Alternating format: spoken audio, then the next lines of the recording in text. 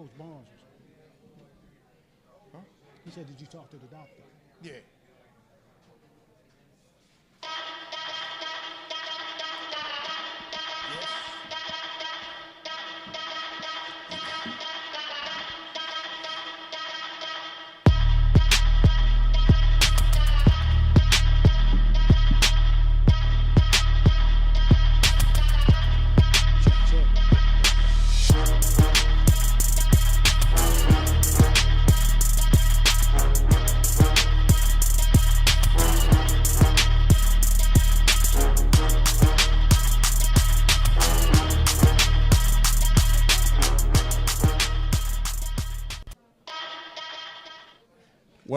Welcome out tonight. Welcome back. Hey, I'm your host, Tato Coach Jones. And I'm Coach Sid. Welcome back. Hey, good weekend. Great weekend. Hey, let's recap some things, Sid. We had some good high school basketball that just happened. We got to shout out our guest that was here a few weeks ago. We had Coach Peace, who probably won the girls' state championship. Absolutely. I believe that's their second one. Absolutely. Second one.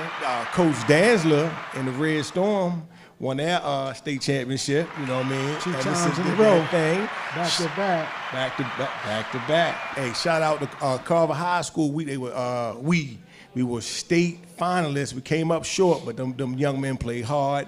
And it was awesome. It was an awesome atmosphere out there, man. So I gotta give Coach Parker a shout out for that. Let's look at some of the other ones. We had Forest Park were a semifinalist. They came up short to Western Tech by 1 point. But it was a good game. Forest Park, 1 point. 1 point. Hey, it was a good battle. Then we had quite a few teams that were quarterfinalists. We had City over there. Coach Omar was quarterfinalist. Lake Clifton traveled up to Fort Hill were quarterfinalists. And Western High School were also quarterfinalists. Interesting though. Interesting. Hey, I'm gonna give you some stats. Let me give you some stats. In 31 years that Baltimore City has been playing in the state's MPSSAA, the boys have made 77 appearances in the semifinals or deeper. 77. And won 44 state championships.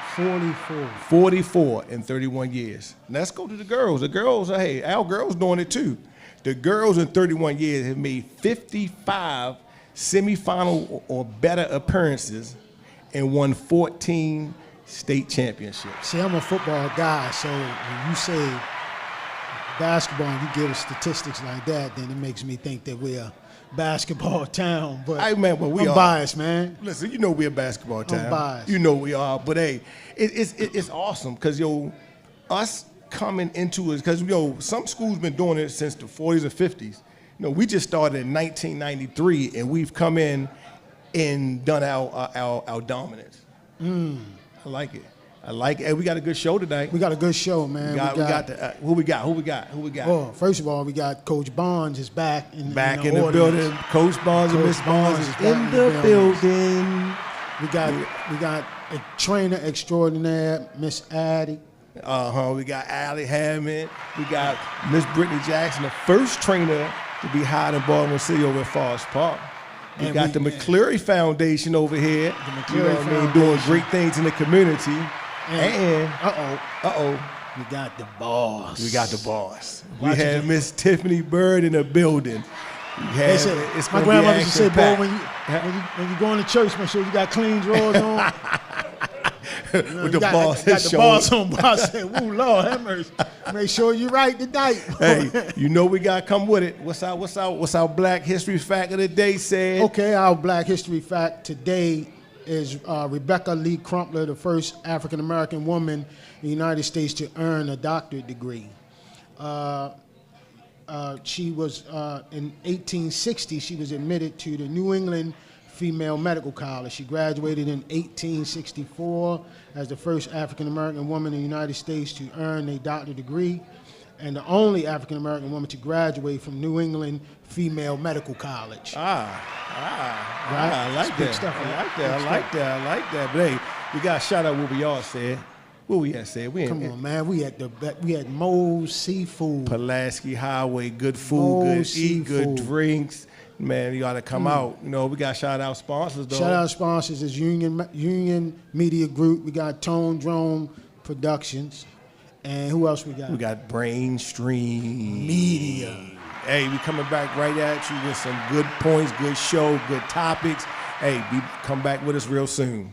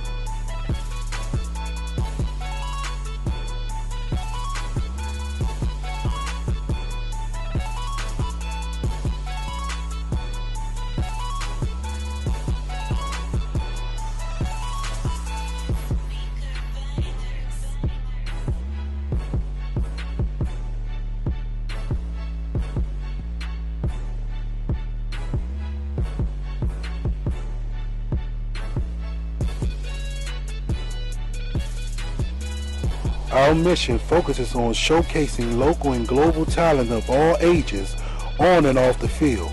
We will strive to inspire, educate, and bridge the divides through our media collaboration. Our goal is to give student athletes and coaches the platform to let their talents be seen and a platform for the community to let their voices be heard. This is the Union Media Group.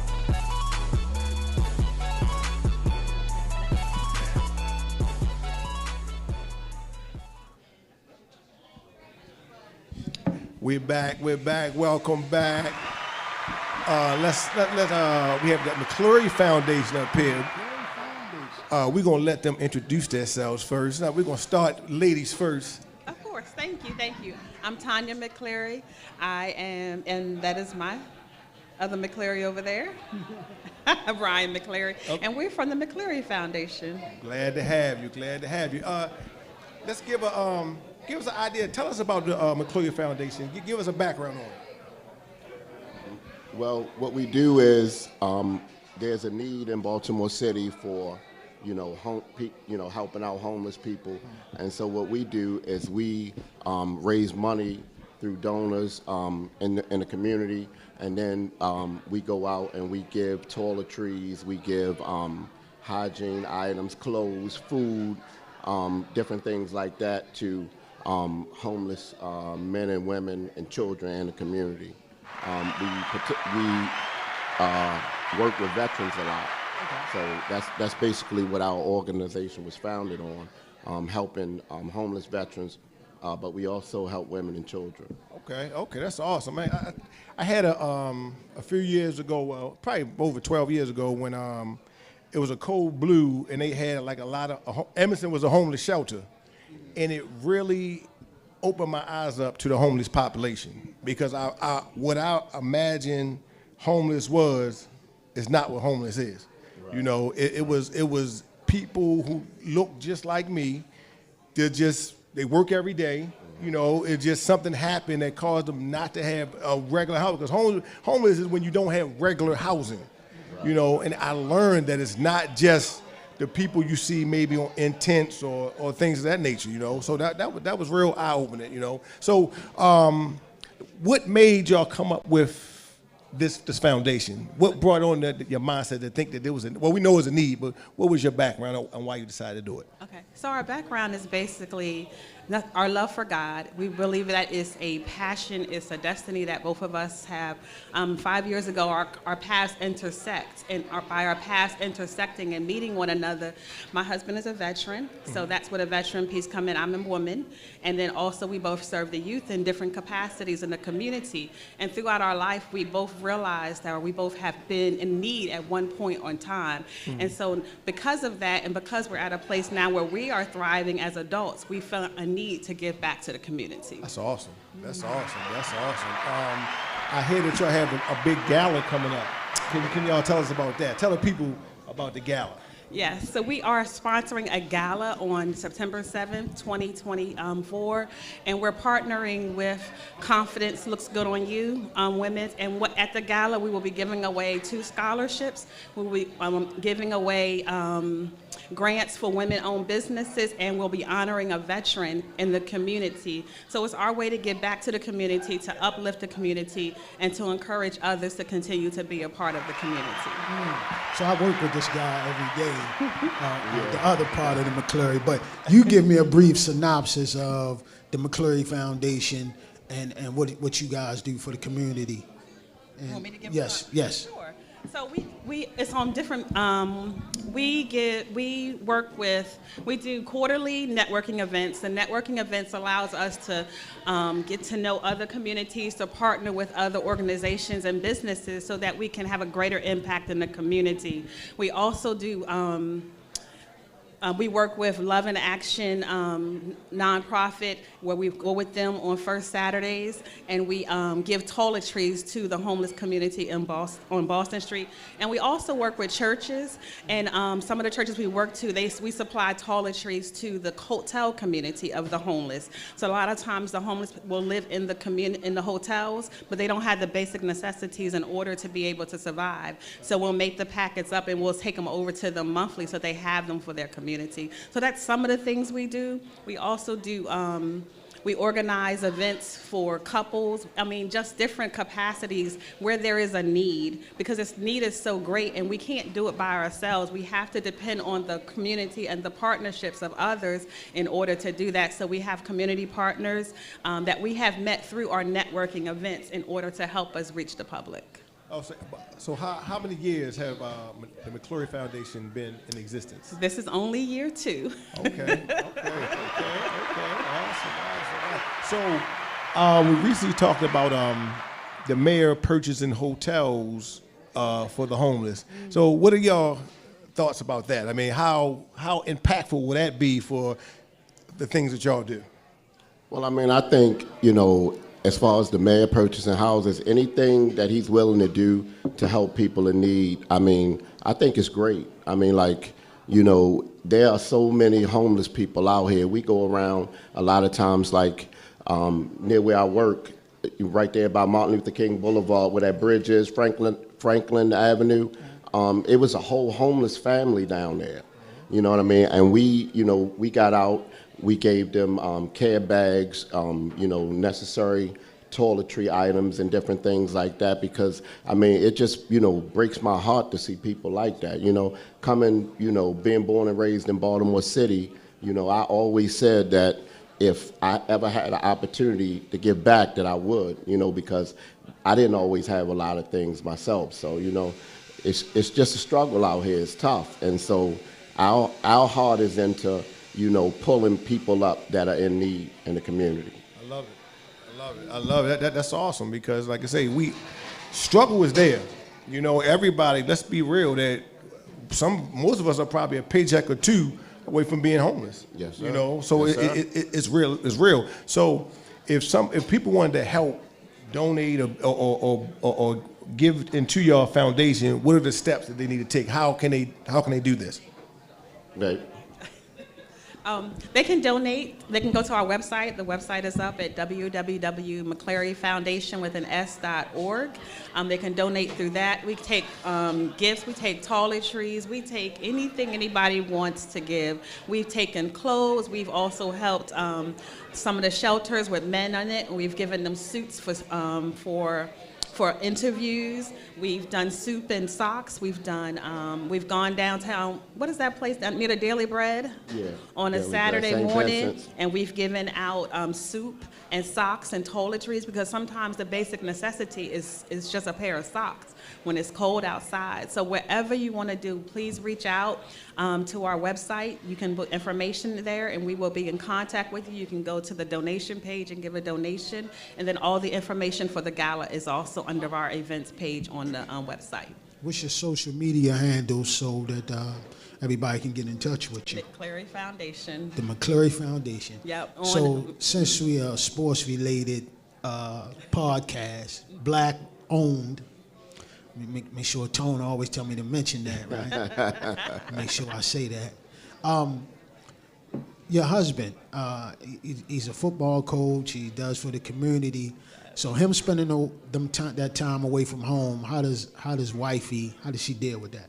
It's wonderful. I support my husband in all that he does. If he wants to be out with the kids, playing there with coaching them and the football, I think it's great because sometimes the only mentor or the only person that they've seen is you guys sitting there coaching them and giving them information and mentoring.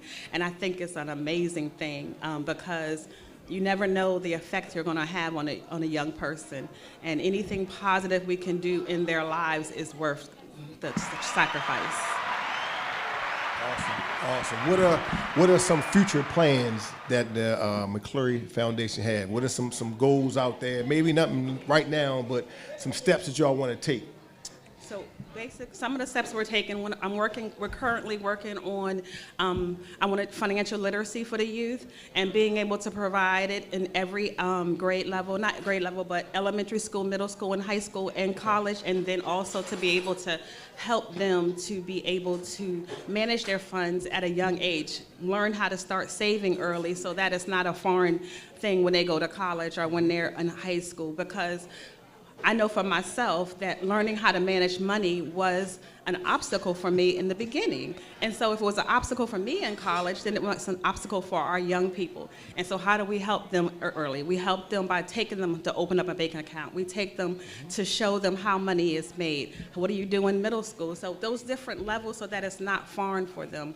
Another thing that we're working on having quarterly sessions for women and wives so that they have a place to come and talk and to be able to be encouraged. And we support and pray over marriages and relationships because that's a big thing in the community. We're trying, when you look at the family. Another thing that we're doing in the future is we're also doing marriage retreats, and it's just so much. We would love to one day provide housing for veterans and women and single women, because when you go out there, there's always support for women who have children, but when there's no support for women who just need a little bit of help to get to the next level. I love it. One of the things, like this generation has a little step up on some of the things that we didn't have. For instance, like every kid has a Cash App card. And people think, well, that's a Cash App card. That's cool. But also, it's a way that you see your money going in and out. And that's a step. That's a step. But you add your financial literacy on top of that. Wow. But like I say, we were honored to have y'all here, to talk about the great things that y'all doing, because Baltimore City needs help.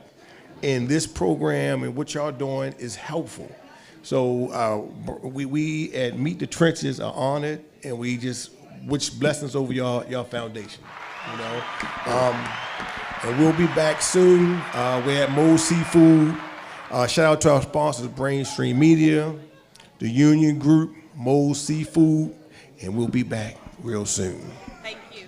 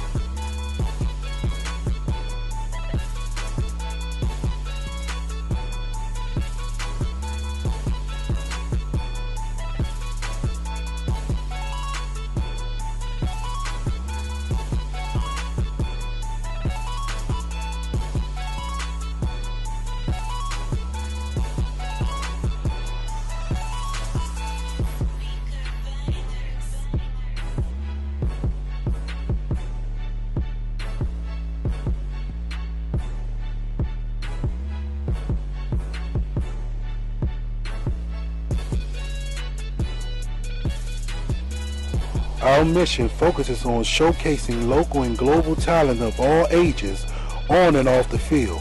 We will strive to inspire, educate, and bridge the divides through our media collaboration. Our goal is to give student athletes and coaches the platform to let their talents be seen and a platform for the community to to let their voices be heard. This is the Union Media Group.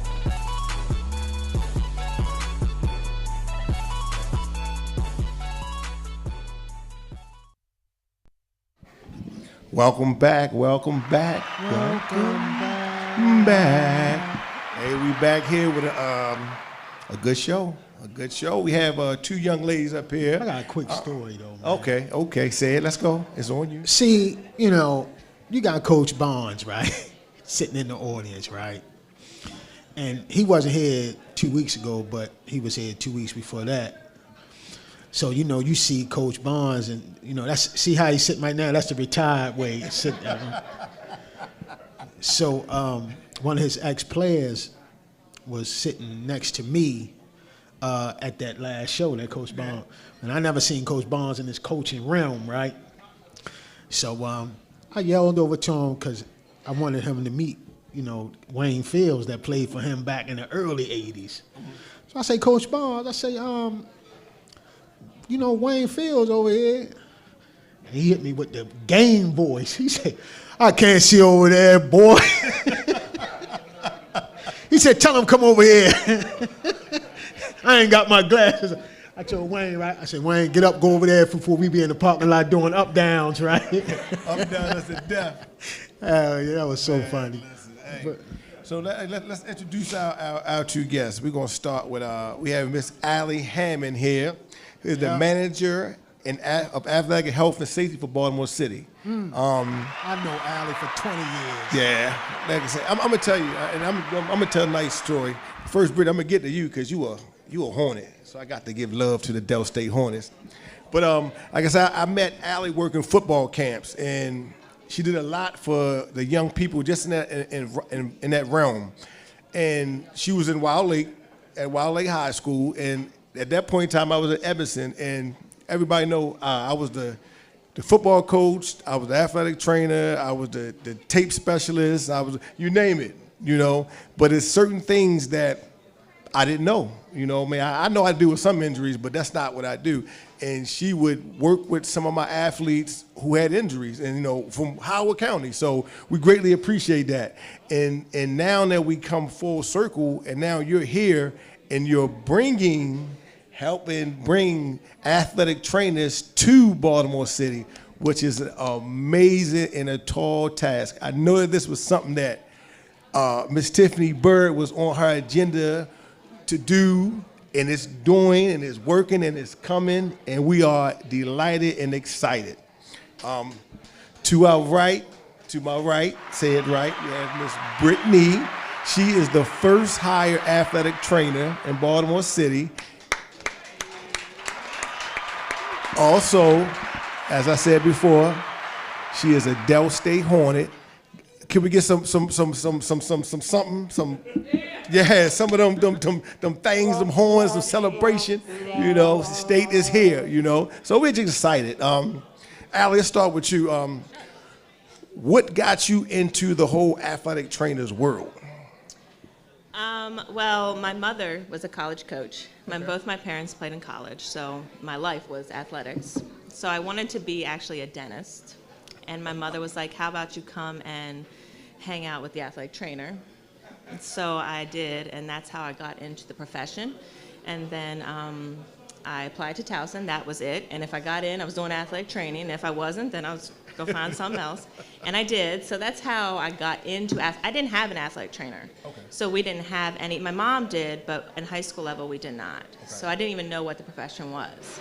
So when I got that, and then that's how I went. Awesome. Mm-hmm. Awesome. Yes, sir. I just want to know first, how's Marty? How's he doing? Well, how's Uncle Marty? That's an awkward question. Uh-oh. Marty passed away. Did he? He did. Oh, I'm sorry. But Marty lived a life. Yeah, because I remember Coach Marty being, you know, at SI when we worked there in them hot summer days. I remember you training, and you know it was 95 degrees out there, and dealing with those kids out there. But don't get it twisted now, because Allie is everywhere. like everywhere. I was like, damn, you athletic training for them? But how long you been in the business, though, Allie? And I know I've been knowing you about 20 years. How long you been doing it? So I met you guys my last year of college. So this is my 18th year. I was at Wild Lake for 17. Yep. Got you. Now, Miss Brittany. So what got you? What made you want to pursue being an athletic trainer? Well, I started off as a student athlete. I played basketball and I swam competitively. So it's always been in my blood to be in sports. But it wasn't until I actually tore my LCL that I was like, wow, how can I make this a reality? Because I didn't have an athletic trainer either. Okay. And with the help of my pediatric doctor and my own knowledge, I kind of rehabbed myself to start walking again. And around that time, that is when the movie Just Right came out with Queen Latifah, and that is when all the pieces started lining up. And I said, this is what I want to do. I didn't want a job where I had to sit behind a computer all day, sit in a cubicle, wear uncomfortable clothes. Now I get to walk around, wear sweatpants, and a good day for me is if we win the game and nobody gets hurt. Awesome. Inspiration. That was a good movie. That was definitely a good movie. Now, Ms. Allie, right now, how many higher athletic trainers do we have in Baltimore City right now? So we started with none in August, and we Okay. have 8 that have started. Let's go. We have 11 that have signed. Okay. And we have some stuff going on for the rest of them. Okay. Awesome. We're getting there. I know. We're getting there. Yes, just do Baltimore City, and because Carver will have one soon, one way or the other. If not, my mother's going to hire my mother as our athletic trainer. Not sure what she's going to do, or how she's going to tape somebody, but we're going to get it done. So, Brittany, how has being at Forest Park? How's your experience been so far? Oh, it's been great. It's been an extraordinary experience. I have a great relationship with my coaches, my athletic directors, especially my students. My principal has done a great job of making me feel included and just being a member of the community, so I love it. Yeah, y'all doing a good job over there. I mean, I watch programs and I watch how things flow, and I see a lot of love, I see a lot of structure, I see a lot of heart into Forest Park, and it's going great, and y'all are the pilot, so Brittany has to be happy so that we can continue to grow and get more athletic trainers, because we're going to have a guy on in a few that talked about when they started to try to find athletic trainers years ago. So this has been a struggle to this point, because we in Baltimore City and other jurisdictions had trainers, and I remember days where you went out to the officials in football, and the officials asked you, do you take responsibility for your athletes if they're hurt? And we said yes, not knowing how unsmart that was, but we wanted to play football. So, and thank God, in my tenure of doing it, I never had anything major. A couple ambulances had to be called, but it was nothing like, life-threatening. But, now that having that athletic trainer there, not just for games, because you got to think about it, a lot of injuries happen in practice.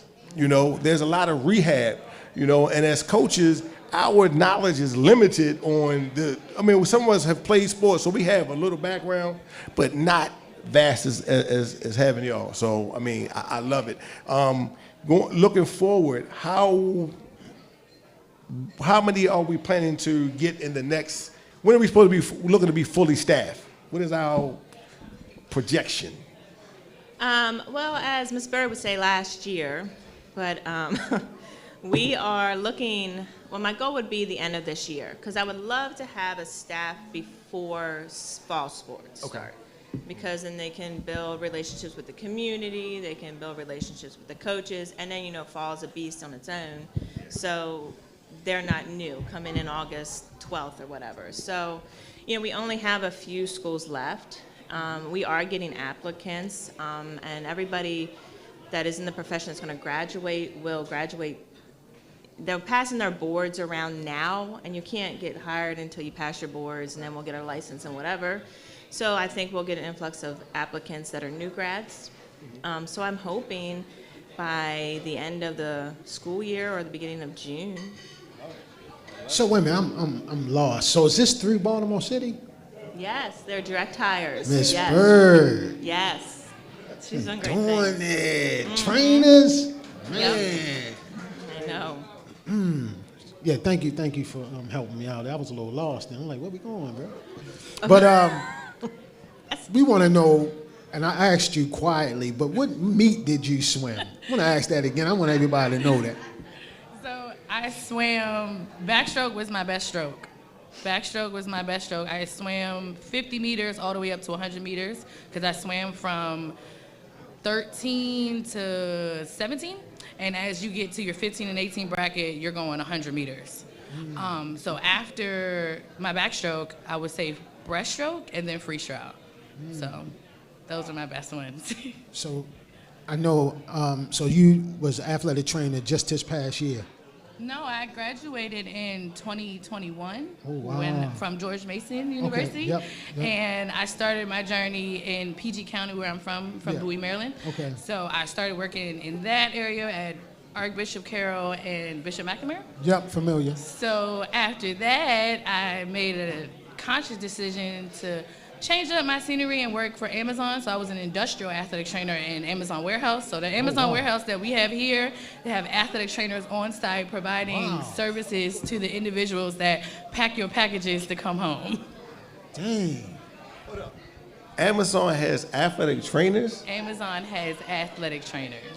Wow, I just learned something. And Sid brought up your swimming background, you know. I have some swimming stories of my own, you know. I remember taking a swimming class at Del State, the worst class I ever taken in my life. It was in November. It was right before, it was a 2:00 class, so we had to go straight to football practice.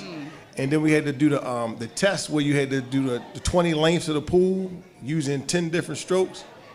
Terrible, you know. And they said if you use a flotation device, you only could get a B. Right. Oh, so I put my flotation device under my shorts, so she never seen it, and I did my stroke, so I got me an A. And too late now, you can't take the A back. So, I mean, I promise you, from that day, I might not have gotten back in the pool for about 10 years after that. I mean, I went to practice, and it's the first time I told my coach, I'm not doing anything. And I was serious, because that pool is different. That pool hurts, you know. So what's the most challenging injury that you had ever experienced? And I'm gonna start with Coach Allie. Coach Allie. I think it's a loaded question because any injury that takes a child out of their career-ending injuries is tough. You know, you see a lot of mental health issues when you have season-ending injuries or anything like that. If they want to go forward, or if they're looking for that's the sport that they want to go to get out or anything like that. And if they have that, then that's the most hardest injury to deal with is the mental health aspect after the injury. Orthopedic injuries, we can fix almost anything now. You know, that's pretty, I mean, we understand concussions for the most part. And orthopedically, we can always fix something. But if they're taken out of a situation where it's the recruiting year or it's something that they want to do going forward, like the Big 33. So for instance, like the Big 33, that's when I worked that, those kids have already committed to those colleges. We're hoping they don't get an injury, but I mean, it's football. Odds are something's going to happen, right? So when they do, it's hard for them to understand that this may affect it. So the mental health is the biggest thing, just across the board. I'm glad you brought that up. Mental health. How do y'all? What is your process of helping these young folks with their mental health? Because I know, I messed my knee up, and I remember coming back and how mentally I was still struggling, even though the pain may have been gone, the injury may have been gone, but mentally I was still struggling. What are some tactics that you may use with your young people? Well, I think the biggest thing with the young people is that you have to understand the young person, you have to build a relationship with them, right? They have to feel comfortable with you. So not only are you there for their injuries and whatever, you're also there as their whole child. So they will come to you the things you don't want to know, and then they feel comfortable. So then you're able to then send them to the resources that they may need. So if they need the help, if they need the comfort, they're going to be angry, and that's fine, but you have to allow them to go through those emotions to accept what has happened, right? So if you allow them to go through those emotions and reassure them that eventually everything will be okay, and then you can refer them if they need to. But a lot of the things, you have to be able to refer them to individuals that understand the sports aspects. So orthopedics that can tell them what they need to do and what they don't need to do. Gotcha. That makes sense. We have a caller calling in. Let's get them on the line. We ready? Caller, are you there? Yes, I am. Oh, man. Hey, how you doing? Good evening. Introduce yourself to the people, please.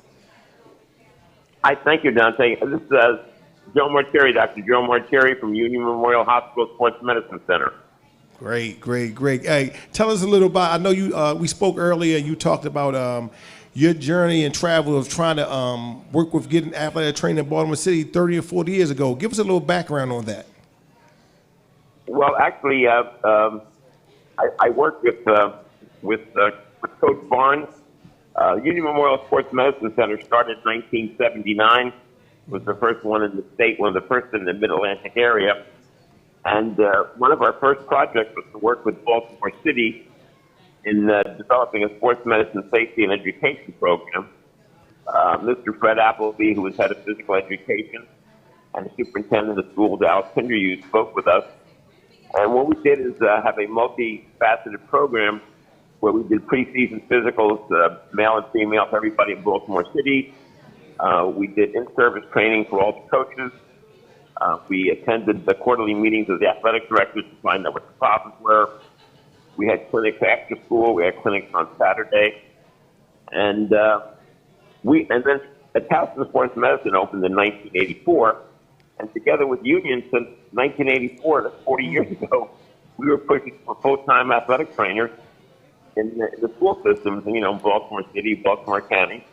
Okay. And it's nice to see that now, this year, that most of the county and the city have, finally decided to do it. Oh, that's awesome. That was always one of our end goals. We know that having a full-time trainer on site is much better than coming to visit sports medicine centers. That's awesome. Sometimes it's great to see some work that comes to fruition. So we're excited about it, and we thank you for the work that you've done with our young men and women in Baltimore City and the push that you've done. We appreciate you, and we thank you for calling in. Do you have any last remarks? No, I just wanted to say that one of the reasons that it worked is we had a real collaborative effort, a real partnership that Coach Barnes can attest to, where we visited every single school. We became known to the students, to the athletic directors, to the coaches, so they could call us one-on-one. It was very easy to get a hold of us to help solve problems. And as a matter of fact, in 1982, we made a movie. It was called a Safe Football Program. And the coaches and the athletic directors and myself made a 26-minute film about how to block and tackle properly to decrease head and neck injuries. And every single student had to watch this twice a year. And in order for sports medicine, safety, and education, try to decrease injuries. And there was a recent article in the Baltimore Sun in October last year that said that there was a 10-year study done that after students started watching this film, that serious head and neck injuries decreased by 80%. So we felt in sports medicine, most importantly, was education and preventing injuries, not treating them. That's awesome. Hey, we like to thank you. We'd like to thank you for calling in, and we appreciate your knowledge that you dropped on us. We'll be right back with you real soon for our last segment here. We have Miss Tiffany Bird coming up. Shout out to our sponsors, Mo's Seafood, Brainstream Media, and the Union Media Group, and Coach backstroking in college.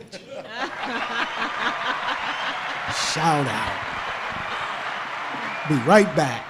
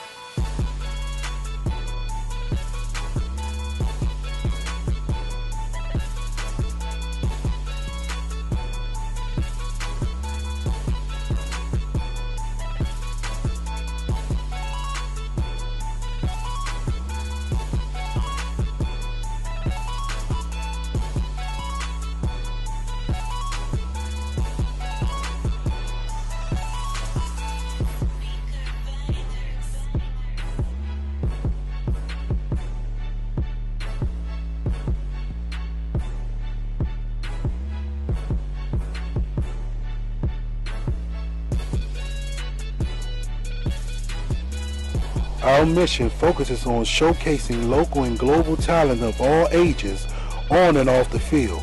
We will strive to inspire, educate, and bridge the divides through our media collaboration. Our goal is to give student athletes and coaches the platform to let their talents be seen and a platform for the community to let their voices be heard. This is the Union Media Group.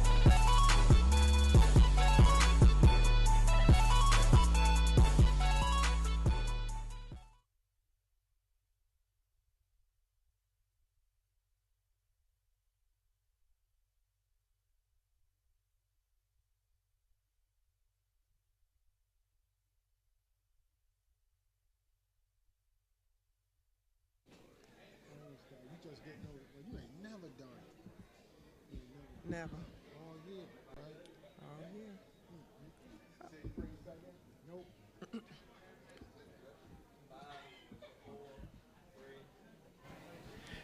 Welcome back. Welcome back. We're here. Another exciting show. Another exciting guest here. We have Miss Bird. The Hall of Fame. Two-time Hall of Fame, Miss Tiffany Bird. Welcome to the show. Yeah. I'm a little nervous. I'm sitting in the office, Polly. Golly, I got a story, right? I got a couple of them. You got it. Let's go. All right, so it was this one kid. I was the JV head coach at Polly, right? Y'all hear this, Mr. Barnes? Yeah. So the kid, it was the first day of hitting. Mm. So the kid just wasn't cutting the mustard, right? He got the hit the first day. His helmet was over here. The helmet was over here like that, right? He wasn't cutting the mustard. So I told the kid, I said, listen, I said, son, take your equipment off. And I say, sit right here. The manager's gonna walk you downstairs for you to get your stuff. And then, you get your stuff, and we're gonna have a talk with your parents, and then this might not be for you. Yeah, this not for you. So he took his stuff off, literally, down to his Batman underoos. He walked from, you know where the field at, right? Yeah. He walked from the field up to Cold Spring Lane to meet his mother in his underwear. His mother came back, man, laid me out. So I said, we let the boy leave. So Coach Wren and Mr. Wilson at the time called me in the office and chewed me out, and they gave me the blues. So Miss Bird ain't say nothing. She just kept walking back and forth. She ain't say nothing, and she just gave me that look, right? So Miss Bird said, she seen me dejected. I was like, Miss Bird said, Coach said, meet me in my office.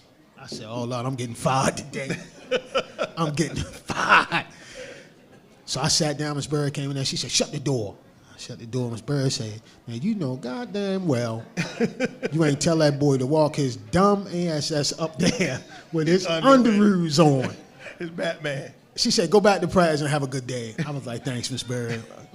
Well, Miss Bird saved my life. Listen, Miss Bird, everybody knows Miss Bird as the position, the title. You know, you hear stories and you would think that you're 7 feet tall, and you know, because people just, you know. But we want to know about the athlete Miss Bird. That Miss Bird, the Miss Bird that was a 3-sport athlete in high school, won multiple championship, all-star in volleyball, outstanding defensive player in basketball, track and field MVP, a high school Hall of Famer. That's the Miss Bird that we want to know about. Tell us a little bit about, well, we know that, well, some people don't know, your main collegiate sport was volleyball, but you also did track. I did. What brought you into, what brought you your love for sports? It was actually my mother. My father didn't really watch sports a whole lot, so as painful as it was, I grew up with my mother watching the Cleveland Browns every Sunday. Wow. Y'all had Jim Brown. And the Buckeyes. Yes. We watched the Cavs, and my mother was like the person who would race me from, you know, our driveway to certain street lights or whatever, like, and she ain't let me win either, so she helped me develop a competitive edge. Like, when I beat her, I knew I could beat her because she was not going to give me anything. And so for me, sports was a lifestyle. By the time I started playing volleyball in a recreational program, it was the first sport that I actually tried out for before I became the 3-sport athlete. So I think because I experienced some success, that's where the love for volleyball came from. But as you noted, I did play basketball in high school. I was more of a defensive player because I didn't spend as much time in that sport. And with track, I was just a pretty versatile athlete. But one of my early on female icons was FloJo. So I was a lover of track. Awesome. Let's get into your collegiate career. Okay. All MEAC second team, 1997. All MEAC tournament team, 1998. MEAC champions, 1997 and 1998. Dang. NCAA tournament appearance, 1997, 1998. National ranking, the 12th in hitting percentage, 1997. 12th in the nation? In the nation. In the nation. And also a Morgan State inducted into the Morgan State Hall of Fame in 2021. Wow. Listen, and I think that when we wanted to get you on the show, everybody was talking about your capacity, but I think that people need to know the sports side of you, because sometimes when you come down with different things you got to do in your job but capacity, and people like, oh, well, what she knows? She didn't play sports. Well, you might want to do your research, you know. Right. So let's talk about the MEAC championship, the 1997-1998 team. Tell me a little bit about that team. Okay.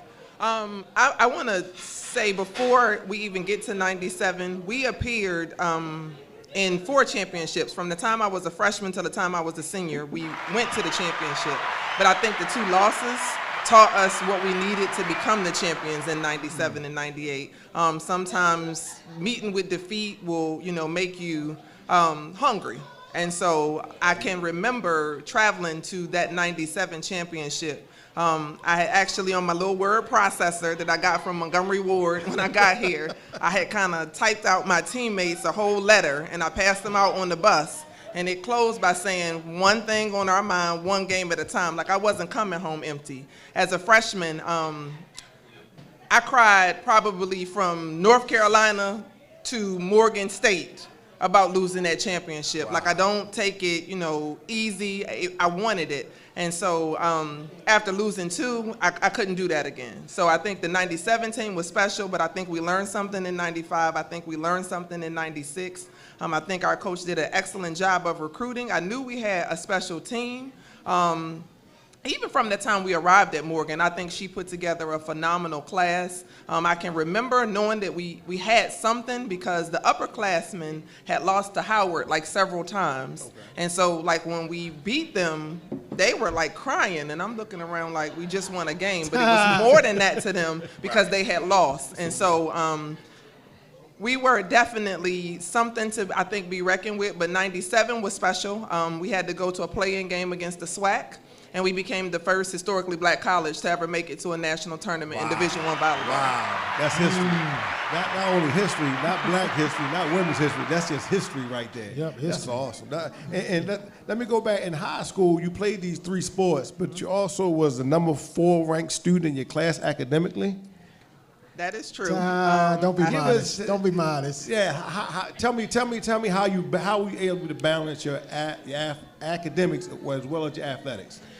When you have a mother that don't play with you, it's not a hard thing to do. That was like a non-negotiable for her. Okay. And so she was very supportive of me athletically, but academics had to come first. And so regardless of what eligibility policy the school district had set up, she had her own criteria. And so I had to get that done because that's what she sent me to school for, and then everything else she would definitely support.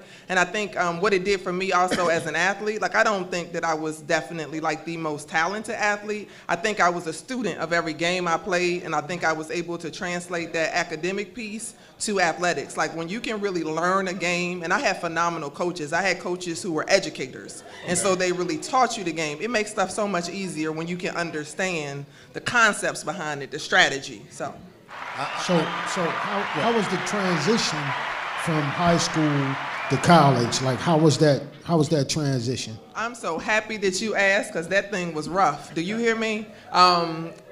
When I came out of high school, I was an outside hitter primarily. In club, I had played a little bit of middle hitter, but I was an outside hitter. And so the one thing about outside in volleyball is, for the most part, you get all the sets because if passing is bad, especially, they're going to send the ball outside. It's the easiest place to set. So I'm just used to being set up and putting that thing down. By the time we came to the college setting, the coach is like, I don't have a middle hitter. I need to move you. And I'm like, now this lady's seeing all this footage of me. She know that I play outside. Why are you telling me to go middle? But for her, it was a whatever is best for the team you have to do.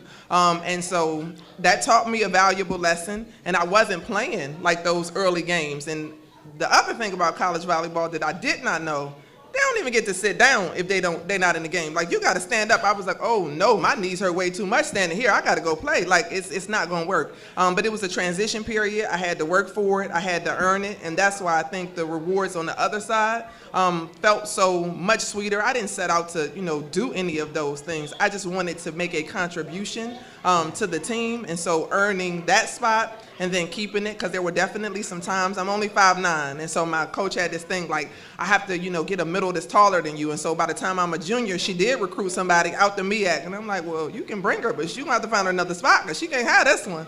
And so that was the competitor in me, and I was able to, maintain my position, play my role, but I had a phenomenal team, so my job was really just to play my role and do that effectively, because I met up with some girls that the best setter that I've ever, Monica Scott at the time, now Haynes, best hands I've ever played with. And so to meet people, Jakaria Stewart out of California, best all-around player. So we were a very, very balanced team, a team that was deep, but it's hard also sometimes to earn individual accolades when everybody can play. That's awesome. I mean, that's big, being able to adjust. We all, when you get to that next level, we all have a mindset on what we think we are. When you get to a place where they say, no, well, I know what you think, but this is what we need, and being there, it's a mental component that comes with it. Now, that's awesome. So tell us about coming from Ohio to Baltimore. What was that transition like, because it's 2 different worlds, definitely. I couldn't say it better. The Midwest is definitely different. I can honestly say, spending some time in the dorm and being like away, like I would like cut on the radio and I would listen to stuff. I'm like, this does not sound familiar. I did not know anything about Baltimore club music. That was definitely a transition. And being away from home wasn't hard for me necessarily because I feel like I've been in HBCUs all my life. Like where I grew up, I tease people and say I grew up in segregation because the parts of Ohio that I was in from elementary school to high school, it was pretty much predominantly black, so that part was very, very comfortable to me, but adjusting to my surroundings was not. I remember my teammates laughing at me because we walked across the street, and I kept asking, like, why people asking us, do we want a hat? Like, does my hair look bad? And it's like, no, they saying hat. And I'm like, what is a hat? Yeah, had no idea. So I definitely had to adjust to some things culturally, but I never thought I would stay. Like I had a really like a calendar and a countdown. I'm like, okay, I graduate when? Okay, that's when I'm going home. Wow. Well, tell us about your recruiting process. You know, everybody has their story about their recruiting process. So tell me, what was your journey like? So for me, I did have a desire to leave Ohio. But it wasn't like my sole goal. So I think I played it safe. Like I got a Division II school, Shaw University. I had a lot of teammates who had gone there. So I had that school. I had done some visits at Bowling Green. But to be totally honest, I only knew about Morgan State because of the phenomenal wrestling program. 2 wrestlers from my high school had gone there. And so a young lady who was already on Morgan's team went to a rival high school, and her father is the one that reached out to the coach like, oh, it's some girls that you need to see here. And so when she saw our footage, because she had a younger sister still on her high school team, then she reached out to us, and I came here for a recruiting visit. It was I Love Morgan Day, so they sold it very well. And the only thing I really wanted to do ultimately, I had made a promise to my mom that she wouldn't have to pay for college. And so I had gone to a Division III game, and I saw the game, and I'm like, they give people money to do this? Not knowing I was looking at Division III. Like, I had no idea about any of that. But I came home that night and told her, you won't have to pay for me. And so when those papers came for me, it was just making good on the promise. Nothing wrong. That's awesome. That is awesome. What is the difference between Miss Bird in the position and Miss Bird the athlete? No, what about Miss Bird the AD? I think that transition. Miss Bird they took my Miss Bird. They took my Miss Bird. I was heartbroken. They took my Miss Bird, man. I think Miss Bird as an athlete is I'm kind of cutthroat. Like when it's about competition, I turn into another person. I would tell people, like, I would beat my mama and tell her she should have been on my team if I'm playing something. Like, I'm that competitive. Okay. But I think I'm far more balanced as an administrator. I'm far more balanced, and, you know, I consider all positions. But when I'm playing, it's like whatever I have to do to win. Got you. But like I said, before we let you go, we're going to ask some other parts we left out. One, you were the first female athletic director at Poly High School. You were the first black athletic director at Poly High School. You were the first, in the position you hold right now, you were the first African American woman to hold that position as head of athletics in Baltimore City. That's awesome. A lot of groundbreaking things, you know, and I can say this. I can say this: if being a Baltimore native, born and raised in the city and through these high schools, you are a blessing to this school, to this system, to these young folks, and what you've done to push forward the athletic trainers for these youth is groundbreaking. And we just thank you for doing all that you do, and we wish you the best. And anything that we can do, we will always support. Thanks for not firing me, Miss Bird. Thank you for not firing me. You could have fired said. But hey, that's another show, another great show. We're going to keep doing it. We're going to keep bringing great guests. We love what we're doing. We thank Mo Seafood for the great food, great drinks, great atmosphere. You know, shout out to our sponsors. Tone Drone Media. Got Brainstream. Got and the Union. Hey, like, share, subscribe on all our social media platforms, YouTube, IG, and Facebook. And we'll be right back here 2 weeks from tonight. Come join us live in the set. Meet us in the trenches. Deuces. Miss Bird!